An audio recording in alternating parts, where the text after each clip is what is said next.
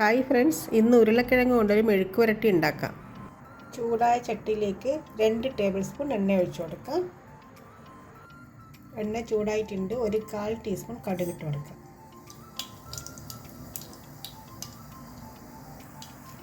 കടുക് പൊട്ടുന്നുണ്ട്. അപ്പോഴത്തേക്ക് 2 വറ്റൽമുളക് ഇട്ട് കൊടുക്കാം. വറ്റൽമുളക് മൂത്ത് വന്നിട്ടുണ്ട്. ഇതിലേക്ക് 4 വെളുത്തുള്ളി കട്ട് ചെയ്തത് ഇട്ട് കൊടുക്കാം.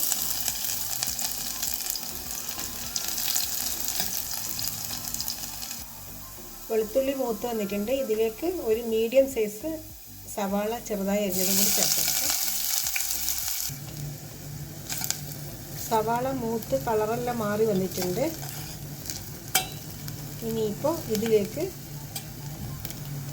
ഇത് തോല് കളഞ്ഞ് ചെറുതായി കട്ട് ചെയ്ത് വെച്ച 2 ഉരുളക്കിഴങ്ങാണ് ഇതിട്ട് കൊടുക്കുക. ഇനി ഇതൊന്ന് നന്നായി ഇളക്കി കൊടുക്കാം.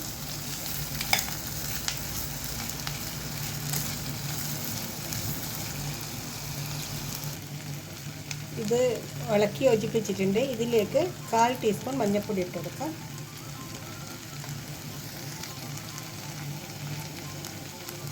1/2 ടീസ്പൂൺ മുളക് പൊടി ഇട്ട് കൊടുക്കാം.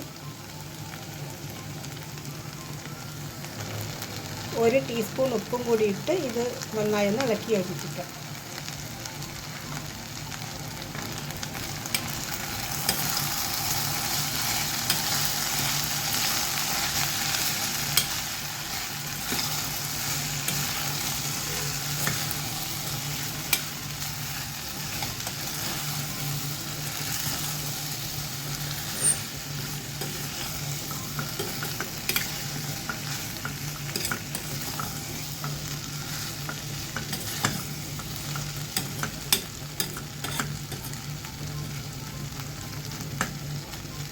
ഇതിപ്പോൾ നന്നായി ഇളക്കി യോജിപ്പിച്ചിട്ടുണ്ട്.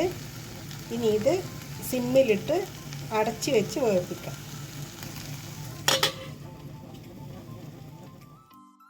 ഉരുളക്കിഴങ്ങ് നന്നായി വെന്തിട്ടുണ്ട്. അപ്പോൾ ഇത്രയേ ഉള്ളൂ. ഉരുളക്കിഴങ്ങ് മെഴുക്ക് പുരട്ടി റെഡി ആയിട്ടുണ്ട്.